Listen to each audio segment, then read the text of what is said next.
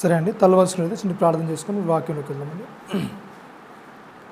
పరలోకమందున మా తండ్రి నాయన, మీ ఘనమైన అమూల్యమైన శ్రేష్టమైన నామానికి కృతజ్ఞతలు తెలియజేసుకుంటున్నాను. మరి ఒకసారి నేను మేము సజీవ లేఖలో దాచినాను నీ అపారమైన ప్రేమ చేత నాయన ఇక్కడ ఈ విధంగా నాయన చేరి ఆరాధించటకు మీరు కృప చూపిన విధానాన్ని బట్టి కృతజ్ఞతలు తెలియజేసుకుంటున్నాను.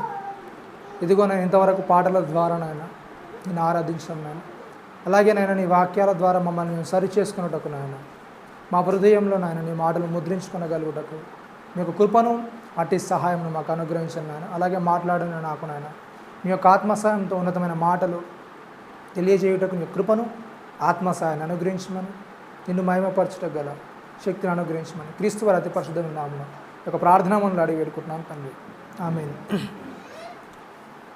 ప్రియమైన దేవుని వల్లరా, మరి మనం మాట్లాడుకుంటున్న అంశం ఏంటి? నిలువెచ్చని స్థితి, దేవుడు నిన్ను మెచ్చని స్థితి. అందులో ఒక స్థితి ఏంటంటే కొన్ని కోణాలుగా మరి మనం మాట్లాడుకున్నాము. ఈరోజు ఒక కొత్త అంశాన్ని గురించి మాట్లాడుకున్నాం. అందులో ఏంటంటే తిండిపోతనం అనేది బైబిల్ అనుసారంగా మరి తిండిపోతనం అనేది ఎంతవరకు కరెక్టు అంటే క్రైస్తవులుగా చెప్పుకుంటూ కూడా మనం ఏం చేస్తామంటే తిండికి ఎక్కువగా ప్రాధాన్యత ఇచ్చేవారిగా ఉంటాము. తిండికి ఎక్కువగా ప్రాధాన్యత ఇచ్చేవారిగా, దేవుని కంటే ఎక్కువగా మన కడుపే మనకు దేవుడుగా అనే విషయాల్లో మరి క్రైస్తవులు కూడా ఉన్నారని చెప్పడంలో ఎలాంటి సందేహం అనేది లేదు. మనకు తెలుసు పాత నిబంధన కాలంలో ఉన్నారు ఎవరు? ఇజ్రాయేలు. ఐగుప్తు నుండి తీసుకొచ్చిన తర్వాత వాళ్ళ పరిస్థితి ఏంటంటే వాళ్ళు ఏడుస్తుంటారనమాట. దేని కొరకు వాళ్ళు ఏడుపు అంటే ఐగుప్తు నుండి తీసుకొచ్చారు కదా, ఆ సుఖం అనేది వాళ్ళ మనస్సులో లేదు. ఐగుప్తు నుండి మరి అంత బానిసత్వం నుండి మేము బయటకు వచ్చాం కదా అనే సుఖం అనేది వారిలో లేదు. వారిలో ఉన్న ఏడుపు ఏంటంటే తిండి కోసం ఏడ్చినట్టుగా మరి బైబిల్లో మనము చూస్తాము. అంత గొప్ప బానిసత్వం నుంచి బయటకు వచ్చాం కదా, మరి దేవుడు ఇంత పెద్ద కృప చూపాడని ఆలోచన అనేది వారిలో లేదు. వాళ్ళకున్న ఏడుపు అంత ఏంటంటే చూడండి, ఒకసారి సంఖ్యాకాండము చూద్దాం ఒకసారి. 11వ అధ్యాయము 4వ వచనం.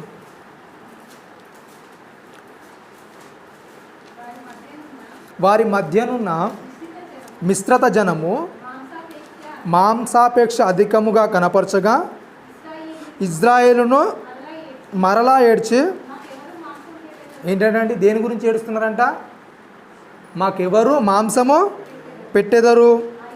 ఐగుప్తులో మేము ఏంటంటే ఉచితముగా తినిన చేపలను, కీరకాయలను, దోసకాయలను, కూరాకులను, ఉల్లిపాయలను, తెల్లగడ్డలను జ్ఞాపకమునకు వచ్చుచున్నవి. ఏంటంటే ఇప్పుడు మా ప్రాణము సొమ్మసిల్లెను. ఏంటంట? వాళ్ళ ప్రాణం సొమ్మసిల్లడానికి గల కారణం ఏంటంట? వాళ్ళు ఆల్రెడీ ఏం తింటున్నారు? మన్నాను తినట్లేదా? వాళ్ళు ఆల్రెడీ దేవుడు దయచేస్తున్న మన్నాను తింటున్నారు, కానీ అది తినడం వల్ల వాళ్ళకి తృప్తి లేదు. ఎందుకు? అది ఇష్టంగా అనిపించడం లేదు. ఎందుకు? ప్రతిరోజు వాళ్ళు ఏం తింటున్నారు చెప్పండి? ఏం తింటున్నారు? మన్నానే తింటున్నారు. ప్రతిరోజు వాళ్ళు మన్నానే తింటున్నారు. ఒకవేళ మన విషయానికి వస్తే మనం కూడా ప్రతిరోజు ఒకే ఆహారం తీసుకున్నాం అనుకోండి, తినగలుగుతారా? ప్రతిరోజు ఒకటే పెట్టామనుకోండి, ఓకే ఒప్పుకుంటారా? ఒప్పుకోరు. ఎవరు కూడా ఒకే ఆహారం రోజు తింటారా? ఒక్కొక్క రోజు ఒక్కొక్క వెరైటీ అనేది కావాలి. వాళ్ళ జ్ఞాపకానికి వస్తున్నాయంట. ఏంటంట? ఐగుప్తులో వాళ్ళు ఉచితంగా తిన్నారండి. మరి ఐగుప్తులో ఉచితంగా వాళ్ళు ఎదురలేదు, బానిసత్వం చేసి తిన్నా సరే అవి జ్ఞాపకానికి వస్తున్నాయి. ఎప్పుడైనా మీకు జ్ఞాపకం వచ్చాయి? ఇలాంటివి వచ్చాయి ఎప్పుడైనా జ్ఞాపకానికి? బాగా రుచికరమైన వంటలు, ఎప్పుడైనా రుచి లేని పదార్థాలు తిన్నప్పుడు అబ్బా మేము ఆ పరిస్థితిలో అది తిన్నాము. ఎప్పుడైనా జ్ఞాపకానికి వచ్చాయి వంటలు అనేవి? ఎప్పుడైనా మంచి వంటలు, ఏదైనా రుచి లేని వంటలు అనేవి తిన్నప్పుడు రుచికరమైన వంటలు ఎప్పుడైనా జ్ఞాపకానికి వచ్చాయా? రాలేవా? వస్తాయి, మనకు కూడా వస్తాయి. ఎందుకు? జ్ఞాపకానికి వస్తాయి. ఒక రుచికరమైన ఆహారం అనేది వస్తూ ఉంటుంది. అందు గురించి అండి అప్పుడప్పుడు మనం చేసుకునేవి కూడా కొన్ని ఏం చేస్తామంటే దాపెట్టుకుంటాం, తర్వాత తిందామని దాపెట్టుకుని ఏం చేస్తాం చెప్పండి? వాటి గురించి ఏం చేస్తాం? మరలా ఆలోచన చేస్తాం. అవి మరలా ఉన్న ఎవరైనా వేరే దాన్ని తెచ్చిపెట్టారనికి ఏం చేస్తాం చెప్పండి? అవి లేవా? ఒక కూర విషయానికి కానీ వేరే తినే పదార్థాల విషయానికి కానీ ఏం చేస్తాం చెప్పండి? వాటిని గురించి మళ్ళా ఆలోచిస్తాము. ఆలోచిస్తాం, అంటుంటాం. కూర అనేది బాగా అయింది అనుకోండి, అది తిన్నాము, 3 పూటలు తిన్నాము, 3 పూటలు తిన్న తర్వాత కూడా ఏం చేస్తాం చెప్పండి, అది అయిపోయింది అప్పుడే అంటే మరలా దాని గురించి మరలా జ్ఞాపకంలో తెచ్చుకోవడం. తినే పదార్థమైన అయిపోయింది అనుకో, మరలా దాన్ని జ్ఞాపకంలోకి తెచ్చుకోవడం, అది మన హృదయంలో నిలిచిపోవడము. ఇలా తిండి గురించి తిండిపోతులుగా వాళ్ళలో కూడా ఏం చేస్తారంటే అధికముగా మాంసాపేక్ష కనబరచారంట. మాంసం అనేది వాళ్ళ హృదయాల్లో మెదిలిపోతుంది. దాన్ని బట్టి వాళ్ళ ప్రాణం అనేది ఏమైందంట, సొమ్మసిల్లింది. వాళ్ళు తింటున్న ఆహారాన్ని బట్టి కాదు, తిన్నదాన్ని బట్టి బలంగానే ఉన్నారు. కానీ ఏంటంట, అవి జ్ఞాపకం వచ్చేసరికి ఏమైపోయిందంట, వాళ్ళ ప్రాణం అనేది సొమ్మసిల్లిపోయిందంట. అనేకులు కూడా అనుకుంటూ వెళ్తారు, కొన్ని పెళ్ళిళ్ళకి కానీ కొన్ని వేరే విషయాలకు కానీ వెళ్తుంటారు. ఎందుకంటే వెళ్ళేటప్పుడు ఏం చేస్తారంటే కొన్ని ఆలోచనలు అంచనాలు వేసుకొని వెళ్తారు. ఓహో, ఈరోజు పెళ్ళికి వెళ్తే ఎలా ఉంటుంది, కొద్దిగా మటన్ కానీ చికెన్ కానీ అవి ఉంటాయి అనుకొని వెళ్ళిన వాళ్ళకు తీరా వెళ్ళినాక ఒక పప్పుచారు కానీ లేకుంటే ఇంకేదైనా కానీ వేసారనుకోని ఏం చేస్తారు చెప్పండి, ఏదో వేసారు కానీ ఊరుకుంటారా, లేకుంటే మీరు ఊహించిన దానికి వేరేగా ఉందని ప్రాణం అనేది సొమ్మసిల్లుతుందా? ఎలా ఉంటుంది చెప్పండి. అరే ఏంటి, మేము ఏదో అనుకొని వచ్చాం, ఫంక్షన్కి ఎంతో ఊహించుకొని వచ్చాం, ఒక పూట కూడా తినకుండా వచ్చాం, ఎందుకు 2 పూట డిక్కేలే లాగించేసి ఉందాం అనుకొని వచ్చాం. కానీ ఏమైపోయింది, ఇక్కడ చూస్తే పరిస్థితి అనేది తారుమారైపోయింది. ఏంటి అసలు, నేను ఏదో ఊహించుకుంటే ఏదో జరిగిపోయింది ఏంటి అనే ఆలోచనలోనికి మనిషి వెళ్ళిపోతాడు. తిన్న ఆహారాన్ని బట్టి తృప్తి పొందాడు, కానీ ఏంటి ఇంకేదో దొరకలేదని ఏం చేస్తాడు, సొమ్మసిల్లిపోతాడు. దేన్ని బట్టి అంటే ఆహారాన్ని బట్టి. వాళ్ళ పరిస్థితి కూడా ఎలా ఉందంటే అలానే ఉండిపోయిందంట. వారి మధ్యనున్న మిశ్రత జనం ఏం చేశారంట, వాళ్ళ మధ్యనున్న వాళ్ళు ఇజ్రాయెల్ కాక ఐగుప్తు నుండి వేరే వాళ్ళు కూడా వచ్చారు. ఇజ్రాయెల్ మాత్రమే కాదు, దేవుడు వేరే జనాంగాన్ని కూడా తీసుకొని వచ్చాడు. అలాంటి వాళ్ళు మిశ్రత జనం, వాళ్లకు అధికంగా మాంసాపేక్ష అనేది ఉంది. వాళ్ళు రావడానికి గల కారణం ఏంటంటే నిజమైన దేవుడు, అందరి దేవుళ్ళు కూడా ఈయనను ఎదిరించలేకపోయారని ఐగుప్తులో కూడా కొంతమంది వచ్చేసారు వీళ్ళతో, ఇజ్రాయెల్తో. వచ్చేసిన తర్వాత వాళ్ళలో మాంసాపేక్ష అనేది అధికంగా కనబరచగా వీళ్ళు కూడా ఏడ్చారంట వాళ్ళతో పాటు. దేని కొరకు, మాంసం కొరకు. మాకు మాంసాన్ని ఎవరిస్తారని ఏడ్చారంట. వాళ్ళకి ఏం గుర్తొస్తున్నాయంటే ఐగుప్తులను ఉచితంగా తినిన చేపలను, కీరకాయలను, దోసకాయలను, ఇంకేంటంట కూరాకులను, ఉల్లిపాయలను, తెల్లగడ్డలను ఏంటంట జ్ఞాపకానికి వస్తే ఏంటంట మా ప్రాణం ఏమైపోయిందంట, సొమ్మసిల్లిందంట. ఇంకా మాట్లాడి చెప్తున్నారు, ఇంకేంటంట ఈ మన్నా కాక మా కళ్ళు ఎదుట ఏంటంట మాకు ఇంకో ఆప్షన్ అనేది ఏది కూడా లేదు. ఈ మన్నా కాక ఇంకొక ఆప్షన్ అనేది ఏది కూడా లేదు. మేము రోజు ఇదే మన్నానే తినాలా, ఈ మన్నా తప్ప మాకు ఇంకొకటి ఏది కూడా కనబట్లేదు. మేము అక్కడ ఉన్నప్పుడు, ఐగుప్తులో ఉన్నప్పుడు మాకు ఇష్టం వచ్చినవన్నీ కూడా వండుకొని తినేవాళ్ళము, ఎలా ఉండేవాళ్ళము, ఇలా తినేవాళ్ళమని వాళ్ళ ఆలోచన ఉందంట. అలా ఉన్నదాన్ని కూడా వాళ్ళు ఏం చేస్తున్నారు చెప్పండి, అది ఏం చేస్తారో చెప్పండి. ఆ మన్నా అలాగే తినట్లేదు అంటే ఏం చేస్తున్నారు, మన మన్నాను 8వ వచనం చూడండి ఒకసారి. జనులు తిరుగుచు దాన్ని ఊర్చుకొని తిరుగుట విసిరి లేక రోట దంచి పెనం మీద కాల్చి రొట్టెలు చేసిరి. దాని రుచి కొత్త నూనె రుచి వలె ఉండేది. ఏంటంటే దాని రుచి ఎలా ఉందంటే కొత్త నూనె రుచి వలె ఉంది. ఆ ఉన్నదాన్ని ఉన్నట్టే తినట్లేదు. ఏం చేస్తున్నారంట, మరలా దాన్ని కొద్దిగా షేప్ అనేది మారుస్తున్నారు. దేవుడు ఇచ్చినట్టుగానే వాళ్ళు తినట్లేదు. మనం కూడా ఏం చేస్తాం చెప్పండి, ఒకటే కూరగా అయినా సరే, ఆలుగడ్డ అయినా సరే అండి, ఆలుగడ్డ అయినా సరే, ఇంకేదైనా సరే, ఒకటే దాన్ని ఒకే రకంగా చేసుకోవడానికి ఇష్టపడతామా? ఏం చేస్తాం చెప్పండి, దాన్ని రకరకాలుగా చేసుకొని తింటారు. ఎన్ని రకాలు వస్తాయో అన్ని రకాలుగా. అది మన టెక్నాలజీ కాదు, అప్పటి నుండే వాళ్ళకి అలవాటు. ఏంటంట ఇచ్చిన దాన్ని అలాగే తింటారు. ఏం చేస్తారంట, రోట దంచి పెన్నం మీద కాల్చి ఏం చేస్తున్నారంట, రొట్టెలు చేసుకొని తింటున్నారు. మనం కూడా ఒకే విధమైన ఆహారాన్ని ఇష్టపడడం, దాన్ని వెరైటీగా చేస్తూ ఏం చేస్తాము, తినడానికి ఇష్టపడుతుంటాము. వాళ్ళలో కూడా వాళ్ళ యొక్క పరిస్థితి ఏంటంటే ఇలా తిండిబోత్తనం మీద ఎక్కువగా ఆశ చూపించారు. ఇంకా చూడండి, ఇందులోనే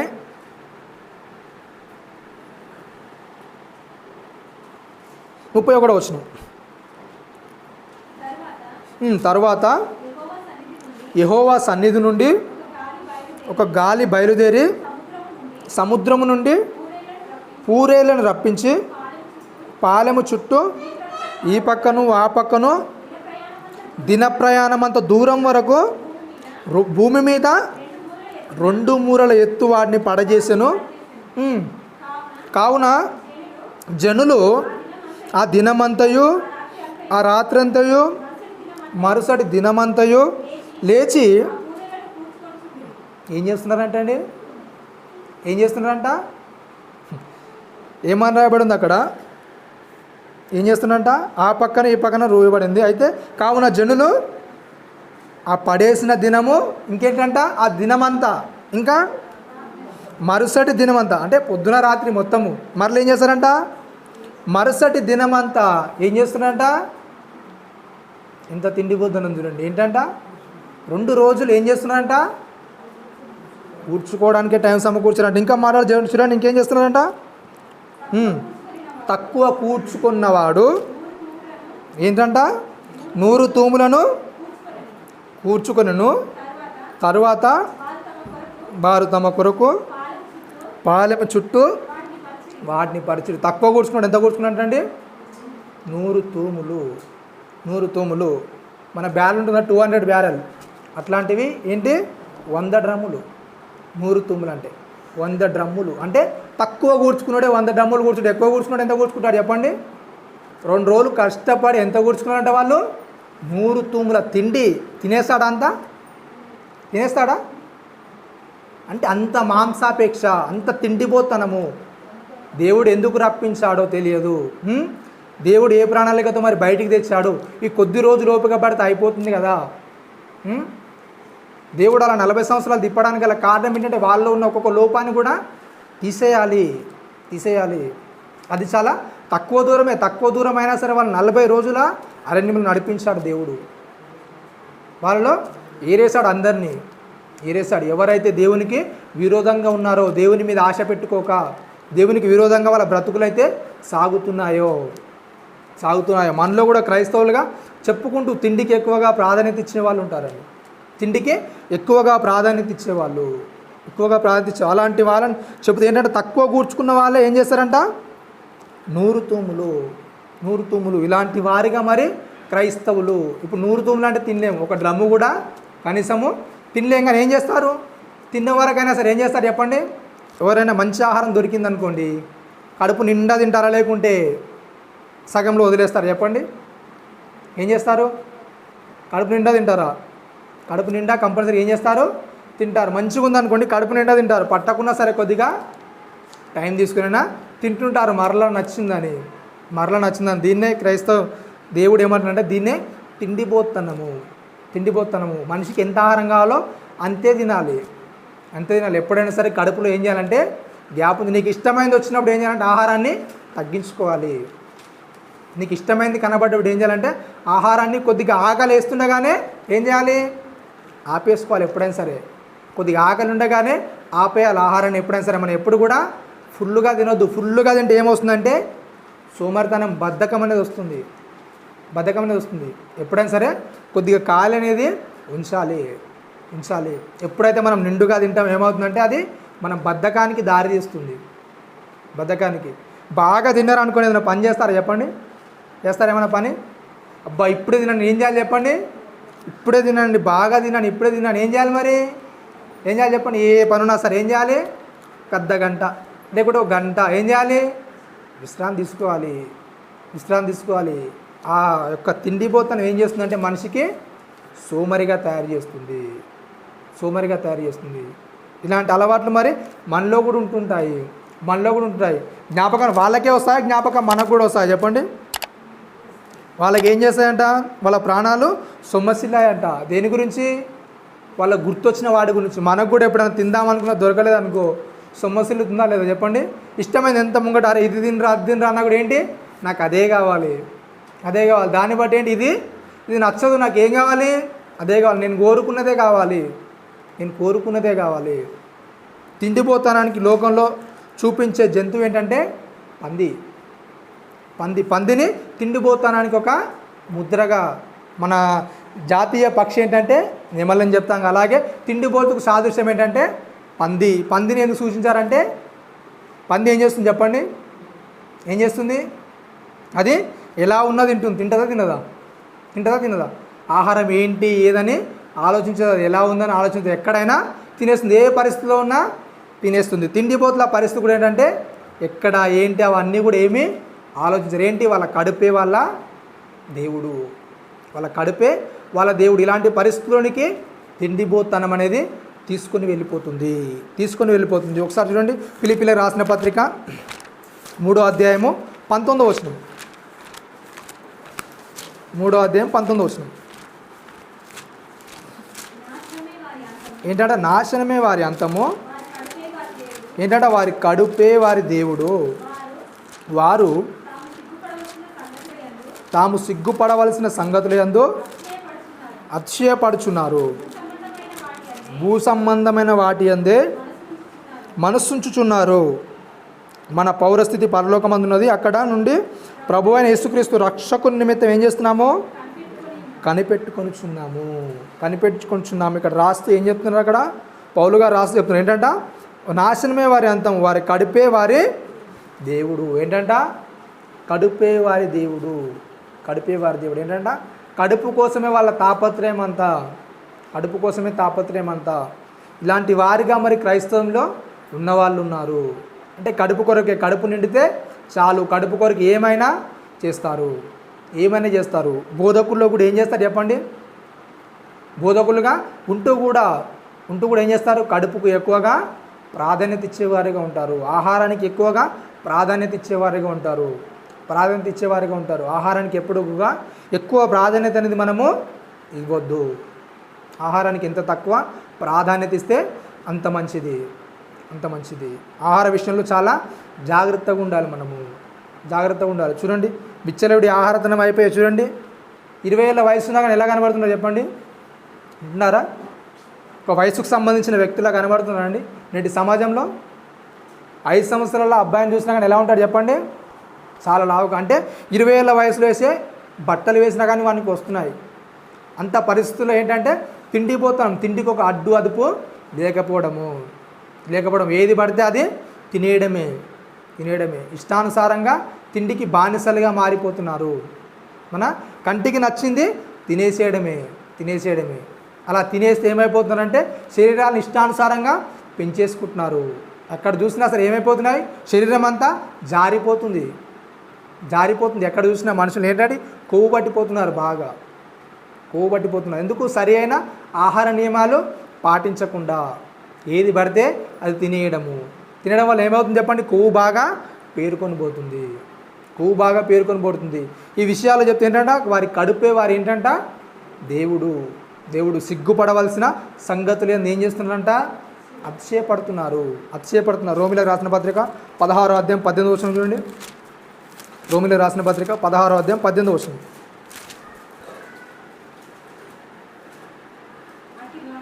అట్టివారు మన ప్రభు అయిన క్రీస్తుకు కాక తమ కడుపునకే దాసులు. వారు ఇంపైన మాటల వలనను ఇచ్చకముల వలనను నిష్కపటుల మనసులను మోసపుచ్చుదురు. ఏం చేస్తున్నారంటండి? అట్టివారు మన ప్రభు అయిన క్రీస్తుకు కాక తమ కడుపునకే దాసులు. వారు ఇంపైన మాటల వలనను ఇచ్చకముల వలనను నిష్కపటుల మనసులు ఏం చేస్తున్నారంట? మోసపుచ్చుతున్నారు. చూడండి, క్రీస్తుకు దాసులుగా ఉన్న వాళ్ళు క్రీస్తుకు దాసులుగా లోబడాలి. కానీ ఏం చేస్తున్నారు? కడుపుకి దాసులుగా లోబడుతున్నారు. ఆహారాన్ని పెట్టేవారు ఏం చేస్తారు? దీవిస్తారు. ఆహారాన్ని పెట్టని వారిని ఏం చేస్తారంట? శపిస్తారు. బైబిల్లోనే రాయబడింది. కడుపుకు మంచిగా భోజన పదార్థాలను పెట్టిన వారు ఏం చేస్తారంటే ఆశీర్వదిస్తారంట. పెట్టని వారిని ఏం చేస్తారు? శపిస్తారు. ఇలా బోధకులు మారిపోతున్నారు. పప్పన్నం పెడితే వినరు. మరి ఏం చేయాలి? అయ్యగారు రాగానే ఏం చేయాలి చెప్పండి? చికెన్లు మటన్లు పెట్టాలి. అలా పెట్టారనుకోండి మరలా వస్తారు. పెట్టలేదనుకోండి ఏం చేస్తారు? మరలా రారు. అందరి విషయం గురించి కాదు, కొంతమంది అంటే కడుపుకు దాసులుగానే ఉన్నారు. క్రీస్తు నిమిత్తం ఎలాగైనా సరే ఉండాలనే ఆలోచన వారిలో లేదు. కడుపుకే దాసులుగా ఉన్నారు. చిన్న చిన్న విషయాలు కూడా సంఘాల్లో బోధించకపోవడం వల్ల ఏమవుతుందంటే అన్నీ కూడా కరెక్టే. మనం ఏది చేసినా కూడా ఏం చేస్తున్నాం చెప్పండి? కరెక్టే అనుకుంటున్నాం. లోపాలు సరిదిద్దుకోవడానికి ఇష్టపడడం. ఎందుకంటే ప్రతిదాన్ని చూపించలేకపోతున్నారు. ఇది లోపమని చెప్పే అవకాశం అనేది సంఘంలో లేవలెత్తలేకపోతున్నారు. అన్నీ కూడా తమతో పాటు అందరూ కూడా చేస్తున్నా సరే ఏమైపోతుంది చెప్పండి? ఇది తప్పు కాదు కదా. అనే విషయంలో ఏం చేస్తున్నారు? అందరూ కూడా ఇలానే ఉన్నారు అనుకుంటే ఏం చేస్తున్నారు? అందరూ కూడా సర్ది చెప్పుకుంటూ వెళ్ళిపోతున్నారు. హెబ్రీయులకు రాసిన పత్రిక 12వ అధ్యాయం ఒకసారి చూడండి. హెబ్రీయులకు రాసిన పత్రిక 12వ అధ్యాయము 16వ వచనం. ఈనాడు ఒక పూట కూటి కొరకు తన జ్యేష్ఠత్వపు హక్కును అమ్మివేసిన ఏసావు వంటి భ్రష్టుడైనను వ్యభిచారి అయినను ఉండునేమో అని జాగ్రత్తగా చూస్తున్నది. ఏంటంట? హెబ్రీయులకు రాస్తూ పౌలు గారు మరలా హెచ్చరిస్తున్నారు. ఏంటంట? ఒక్క పూట తిండి కొరకు, ఒక పూట తిండి తినకుండా చచ్చిపోతారండి? చచ్చిపోతారు ఒక పూట తినకుంటే. అక్కడ రాయిస్తూ చెప్తున్నాడు. ఏంటంట? ఏసావు ఏం చేస్తారంట? ఒక పూట తిండి కొరకు ఏం చేస్తారంట? జ్యేష్ఠత్వపు హక్కుని ఏం చేశారంట? వద్దనుకున్నాడు. జ్యేష్ఠత్వపు హక్కు ఎవరి నుంచి వచ్చింది? మరి ఎవరి నుంచి వచ్చిందండి? దేవుని ద్వారా పొందుకున్నాడు. ఆల్రెడీ వాళ్ళ గర్భంలో ఉన్నప్పుడే పోరాడుకుంటాడు. మరలా జ్యేష్ఠత్వ హక్కు అనేది ఎవరికి వచ్చింది? ఏసావుకు వచ్చింది. ఏసావుని జ్యేష్ఠుడిగా దేవుడు దీవించాడు. కానీ ఏంటి ఏమైపోయింది? అమ్మేసుకున్నాడు వద్దనుకొని. జ్యేష్ఠత్వ హక్కును అమ్మేసుకున్నాడు. నాకు జ్యేష్ఠత్వపు హక్కు కంటే ఏంటి ముఖ్యం? నా కడుపే ముఖ్యము. అలాంటి విషయాలు ఏమైనా ఉన్నారా? మరి ఉన్నారండి? ఏదైనా విషయాలు, నీతి నియమాల విషయాల్లో ఈ పూట తిండి దొరుకుతుంది కదా, ఒక అబద్ధం ఆడేస్తే ఏమవుతుంది? ఈ పూట నాకు కావాల్సింది దొరుకుతుంది కదా, ఒక తప్పు జరిగిస్తే ఏమవుతుంది? ఎందుకు? కూటి కొరకు కోడి తిప్పాలి కదా. సమాజంలో ఎన్నో పనికి మాలిన సామెతలు అనేవి వచ్చేసాయి. ఏంటి? ఎన్ని అబద్ధాలు ఆడినా సరే దేని కొరకు చెప్పండి? కూటి కొరకు కదా. ఏది సంపాదించిన ఏంటి? కూటి కొరకు కదా. కూటి కొరకు మంచి చేసి కూడా సంపాదించుకోవచ్చు. కానీ ఏం చేస్తున్నారు? కూటి కొరకు ఎన్నో అడ్డదారులు దొక్కేవారిగా ఉన్నారు. ఏసావు ఏం చేశారంటే భ్రష్టుడైపోయాడు ఒక పూట తిండి కొరకు. అలాంటి జాబితాలు ఏమన్నా ఉన్నారేమో క్రైస్తవం అనేది? ఉన్నారేమో. మనం కూడా ఈ తిండిపోతానం అనేది చాలా పట్టించుకోము. తిండిపోతానం అంటే ఏంటి చెప్పండి? మీకు తెలిసిన మాటలను కొన్ని చెప్పండి. తిండిపోతానం అంటే ఏంటి చెప్పండి? ఏంటి? కొన్ని మాటలు చెప్పండి మీకు తెలిసినవే. తిండిపోతానం అంటే ఏంటి? ఎక్కువ తినడం. ఇంకేంటి?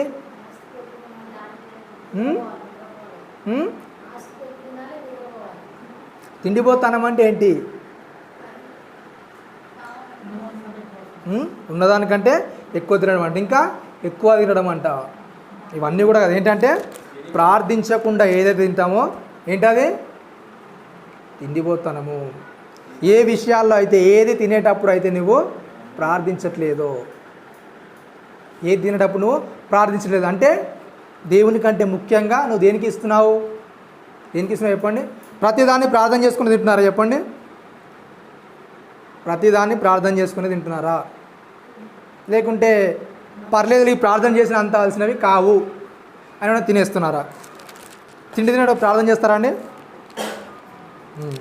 ఇంకా వేరే ఏమైనా తినేటప్పుడు బయట వస్తువులు ఏమైనా ప్రార్థిస్తారా? లేకుండా అలాగే తింటారా? ఆగలాగపోతే తినేస్తారంట. ఏంటి? ఆగలాగపోతే తినేస్తారంట. ఏ విషయాలైతే మనం ప్రార్థించకుండా తింటామో అంటే దేవుని కంటే ఎక్కువగా మన తిండికి ప్రాధాన్యత ఇస్తాము. ఏంటంటే దాన్ని తిండిబోతుతనంగా దేవుడు వర్ణించాడు. తిండిబోతుతనంగా అంటే దేవుని కంటే ఎక్కువగా ప్రాధాన్యత ఇవ్వడము. దేవుని కంటే ఎక్కువ మక్కువ దాని మీద చూపడము. సామెతల గ్రంథం ఒకసారి వినండి. 23వ అధ్యాయము ముగించుకుందాం. సామెతల గ్రంథము 23వ అధ్యాయము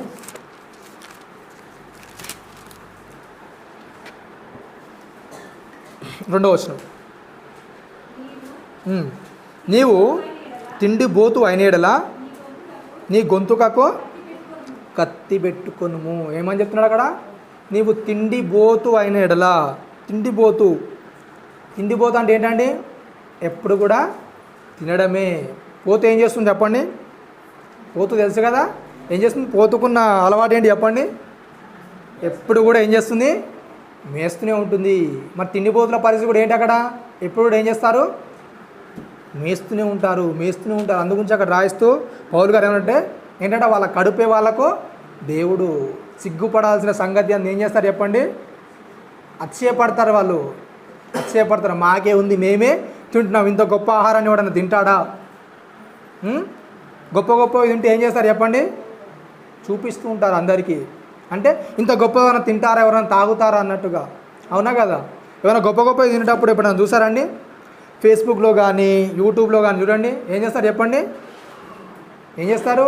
తిండిపోతానని చూపించుకుంటారు వాళ్ళు. ఓ మేము ఇంత గొప్పవి తింటున్నాము. వాటిని కూడా చూడగానే ఏం చేస్తారు? ఇజ్రాయెల్ అలాంటి అలవాటు లేదు కానీ ఏం చేస్తారు చెప్పండి? వాళ్ళ మధ్యలో వాళ్ళు ఏం చేస్తారంట? అపేక్ష చూపించాలంట. ఓహో ఇది తింటే బాగుంటుంది అని వాళ్ళకి అనిపించాలని ఏం చేస్తారంట? వాళ్ళు కూడా స్టార్ట్ చేస్తారంట ఏడవడము. అప్పటిదాకా ఆలోచన అనేది వాళ్ళకి లేదు. అదే రాయబడిన సంఖ్యాకాండంలో సరిగ్గా చదివితే ఏంటంట? వారి మధ్యనున్న మిశ్రిత జనము అధిక మాంసాపేక్ష కనబరచగా. వాళ్ళకు గుర్తొచ్చింది. వీళ్ళకి గుర్తొచ్చింది ఏంటి? కీరకాయలు, దోసకాయలు, సోరకాయలు ఇవి వీళ్ళకి గుర్తొస్తే వాళ్ళకు గుర్తొచ్చింది ఏంటి? మాంసం. ఆ మాంసం ఇలా ఉంటుందని వీళ్ళకి ఏం చేస్తారు చెప్పండి? కొద్దిగా చెప్పారనమాట. ఓ మాంసం తింటే భలే ఉంటుంది, అలా ఉంటుంది, ఇలా ఉంటుంది అన్న సరే ఏం చేస్తారు? వీళ్ళు కూడా స్టార్ట్ చేస్తారు. ఓ మాంసం ఎంత బాగుంటుందో, ఎలా ఉంటుందో మనం కూడా చూస్తుంటాం అప్పుడప్పుడు యూట్యూబ్లో, ఫేస్బుక్లో. చూస్తుంటారా? ఏముంటుంది, ఏం బాగుంటుంది, ఏది తింటే బాగుంటుంది, ఇందులో ఎంత ఉప్పు వేయాలి, ఎంత కారం వేయాలి, ఏం చేస్తాం చెప్పండి? అన్నిటిని కూడా దేని ప్రాక్టీస్ అవుతున్నాం చెప్పండి? దేని గురించి ప్రాక్టీస్ అవుతున్నారా లేకుంటే తిండి గురించా? దేని గురించి చెప్పండి? ఎక్కువగా ఆసక్తి చూపేది మనిషి దేని గురించి అంటే కడుపుకే అంట. కడుపు విషయాల్లోనే. ఏమి తిందాము, ఏమి తాగుదాము. మరి రేపు చర్చికి వెళ్ళాలి కదా, ఎంత పొద్దున వెళ్ళాలి, టైం షెడ్యూల్ అనేది ఏమి కూడా ఉండదు. ఈరోజు ఆహారం ఉన్నా సరే ఏం చేస్తారు చెప్పండి? రేపటికి ప్రణాళిక. ఇది 3 పూటలు అయిపోయినా సరే ఏంటి మరి రేపు ఏముందాం, ఇది అయితే చేసాం మరి రేపేంటి, రేపు నువ్వు ఉంటావో పోతావో కూడా తెలియదు. గ్యారెంటీ ఉందా మనకు? ఉందా అండి? రేపు ఏమి సంభవించినో మనకు తెలియదు. కానీ ఏంటి రేపటి వంట ఏంటి, రేపు ఏమంతావా, మసాలా వేస్తావా, కారం వేస్తావా, ఇవన్నీ కూడా ఏంటి మనకు కావాలి. అక్కడ రాయిస్తూ చెప్తున్నాడు ఏంటంట 2వ వచనంలో, నీవు తిండిపోతూ వైండేళ్ళు ఏం చేయాలంట? నీ గొంతుకకి ఏం చేసుకో? కత్తి పెట్టుకో అని చెప్తున్నాడు అక్కడ. ఏంటంట ఒకవేళ నీకు తిండి అపేక్ష అనేది బాగుందనుకో ఏం చేయంటున్నాడు అక్కడ? కత్తి పెట్టుకోండి. ఫస్ట్ కత్తి పెట్టుకోండి. ఇంకేంటంట? రుచి గల పదార్థాలను ఏం చేయదంట? అపేక్షించొద్దు. మరి ఇక్కడ ఏంటంట? గొంతుకకి ఏం చేసుకోవాలంట? కత్తి పెట్టుకొని. ఒకవేళ అలాంటి అలవాటు అనేది మనలో ఉంటే, తిండిబోతులుగా ఒకవేళ మనం ఉంటే ఏం చేసుకోవాలంట? గొంతుకకు కత్తి పెట్టుకోవాలి. ఎప్పుడైతే తిండి మీద అపేక్ష అనేది పెరుగుతుందో దానికి చాలా సమయం అనేది కేటాయించవలసిన పరిస్థితి అనేది వస్తుంది. ఎందుకు చెప్పండి? ఒక ఆహారం నచ్చలేదు అనుకో, దాన్ని అలాగే తింటారా చెప్పండి? తింటారా? ఏం చేస్తారు? మరలా ఇంకో దాన్ని వండుకుంటూ ఉంటారు. ఇంకా ఏవో గురించి ఏం చేస్తారు చెప్పండి? తిండి గురించి ఎక్కువగా సెర్చ్ చేసిన వాళ్ళకి ఉంటారు. కొత్త వంటకాలు, ఏ వంటలు వస్తున్నాయో. ఎందుకంటే సమాజంలో అది ఏమైపోయింది? ఒక సమానమైన పరిస్థితిగా సమాజంలో అది సాగిపోతుంది. 12 కాగానే 12 గంట కొట్టగానే ఏంటి? ఆ రుచి, మా రుచి, ఇంకేంటి ఏవో రుచులని వస్తూనే ఉంటాయి. కానీ టీవీలో ఎలా వండాలి, నీకు వండడానికి రాకపోయినా సరే ఏం చేయి? ఖాళీ స్టవ్ దగ్గరికి వెళ్ళి నిలబడి గిన్నె పట్టుకొని వాళ్ళే చెప్తారు ఏమేమి కొయ్యాలి, ఎలా కొయ్యాలి, ఏం వేయాలి కదా, అన్నీ వాళ్ళే చెప్తారు. అయిపోయిన తర్వాత తిననీకి రాకున్నా సరే ఎలా తినాలో కూడా వాళ్ళే చెప్తారు. వాక్యం విషయానికి వస్తారు, ఎన్ని చెప్పినా కానీ ఏంటి మనకు ఎక్కవు. ఇలా నేర్చుకోవాలి, చదవాలంటే ఎక్కుతుందా? ఇదిగో ఈ వచనాలే చదవండి, ఈ అధ్యాయం ఇంతవరకు చదవండి అంటే వెళ్ళి ప్రాక్టీస్ చేస్తారా చెప్పండి? సరే అయితే వచ్చే వారం కదా, అప్పటి వరకు చూసుకుందంతే. అప్పటి వరకు ఏమైపోతారు? మర్చిపోతారు. పలానా వంట అనేది మనకు బాగా నచ్చింది అనుకోండి, ఏం చేస్తారు చెప్పండి? మరలా రిపీట్ చేస్తారు. ఏంటి? ఓ దీన్ని ఎంత ఉండాలి, ఏమి ఉండాలి, ఏమేస్తే రుచికరంగా ఉంటుంది, ఏమేమి ఉండాలి. భోజనం మీద ఉన్న ఆసక్తి అనేది వాక్యం మీద మనిషికి లేదు. అందు గురించి రాయిస్తే ఏం చెప్తున్నంటే, నువ్వు అధికంగా ఒకవేళ తిండిపోతు అయితే, నీకు తిండి మీదనే ఎక్కువ ధ్యాస అనేది ఉంటే ఏం చేయండి? నువ్వు నీ గొంతుకకు నువ్వు కత్తి పెట్టుకో. ఎందుకంటే నీ తిండిపోతనం ఏం చేస్తుందంటే నిన్ను సోమరిని చేస్తుంది. తీతుకు రాసిన పత్రిక 1వ అధ్యాయం 12వ వచనం చూడండి ఒకసారి.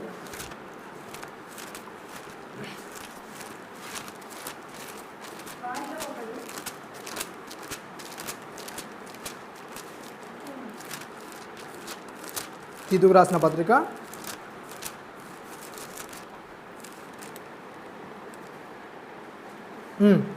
1వ అధ్యాయం 12వ వచనం. వారిలో ఒకరు అనగా వారి సొంత ప్రవర్తనలో ఒకడు ఇట్లా నేను క్రేతీయులు ఎల్లప్పుడూ అబద్ధికులను దుష్టమృగములను సోమరులకు తిండిబోతులునై ఉన్నారు. ఆనాటి క్రేతీయులైనా లేకపోతే మన క్రైస్తవులు కూడా ఉన్నారా అండి? ఎందుకంటే బైబిల్ ఎప్పుడు కూడా ఒక కోణంలోనే ఉండదు. ఎందుకు? బైబిల్ ఎలా రాయబడిందంటే ఎలా రాయబడింది? 3 రకాలుగా రాయబడింది. అదేంటి? మనకు పూర్వాన్ని గుర్తు చేస్తుంది, అలాగే మనం ఉన్న పరిస్థితిని గుర్తు చేస్తుంది, అలాగే రాబోయే పరిస్థితిని కూడా జ్ఞాపకంలో ఉంచుకునే దేవుడు దాన్ని రాశాడు. ఆనాటి కాలంలో ఉన్న వాళ్ళేగా తిండిబోతులు. ఈనాటి కాలంలో ఉన్న వాళ్ళు కూడా ఎలా ఉన్నారు చెప్పండి? తిండిబోతులుగా ఉన్నారు. తిండికి ఎక్కువ ప్రాధాన్యత ఇచ్చేవారుగా ఉన్నారు. 13వ వచనం, ఈ సాక్ష్యం నిజమే. ఈ హేతు చేత వారు యూదుల కల్పన కథలను సత్యం నుండి తొలగిపోయినట్టు మనుషుల కట్టలను లక్ష్య పెట్టక విశ్వాస విషయంలో స్వస్థులకు నిమిత్తం వారిని కఠినముగా ఏం చేయాలంట? ఏం చేయాలంట? గద్దించాలి. తిండిపోతనం విషయంలో కంపల్సరీ ఏం చేయాలంట? గద్దించాలి. చాలా జాగ్రత్తగా ఉండాలి తిండి విషయాలు. ఏదో ఊరికే మనము దేవుని విషయాన్ని పక్కకు పెట్టేసి తిండి మీద ఎక్కువ ఎప్పుడైతే మనము ఆలోచన చేస్తున్నామో అది దేవునికి విరోధమైన ఆలోచన. ఇలాంటి ఆలోచనలు ఎప్పుడు కూడా కలిగి ఉండొద్దు. ఎందుకంటే తిండిపోతుల ఆలోచన ఏంటంటే ఎప్పుడు ఏది తిందాము, ఏది కొందాము, అదే ఉంటుందా ఉండదండి? ఏం వండుకుందాము, అలాంటి విషయాల్లోనే ఉంటారు. కాబట్టి ఒకవేళ అలాంటి వారిగా మనం ఏమైనా ఉంటే జాగ్రత్తగా ఉంచుకోవాలి. ఎందుకంటే అలాంటివి జ్ఞాపకంలోని రాకుండా చూసుకోవాలి. వాళ్ళకి ఎలాగో జ్ఞాపకంలో వచ్చాయి, మనకు కూడా ఎన్నో జ్ఞాపకాల్లో ఉంటుంటాయి. కొన్ని మంచి పదార్థాలు అనేవి జ్ఞాపకంలో ఉండవండి. వాటి రుచులు అనేవి ఎప్పుడు కూడా మన మదిలో ఉంటాయి. కానీ వాటి కొరకు మన టైం అనేది ఎక్కువగా స్పెండ్ చేయడం అనేది మంచి విషయం కాదు. కాబట్టి ఇటు వాక్యాన్ని మదిలో ఉంచుకొని జాగ్రత్తగా దేవుని యందు బ్రతకాలని కోరుకుంటూ చిన్న మాటలు ముగిస్తాను. తల ఉంచుకొని ప్రార్థించుకుని పరలోక ముందు మా కన్న తండ్రి నాయన, నీ ఘనమైన అమూల్యమైన శ్రేష్టమైన నామానికి కృతజ్ఞతలు తెలియజేసుకుంటున్నాను. మరి ఒకసారి నాయన మా సజీవుల లెక్కలో దాచిపెట్టినాయన నీ విలువైన మాటలు నాయన జ్ఞాపకంలో ఉంచుకున్నటకు మీరు కృప చూపిన విధానాన్ని బట్టి కృతజ్ఞతలు తెలియజేసుకుంటున్నాను నాయన. అలాగే జరగబోయే పాఠంతులు నాయన బలలో తోడుగా ఉండి నాయన మీకు మహిమకరంగా జరిగే అట్టి కృపను మహద్భాగ్యం మాకు అనుగ్రహించమని క్రీస్తు వారి అతి పరిశుద్ధ నామమున ప్రార్థన అడిగి వేడుకుంటున్నాను. ఆమేన్.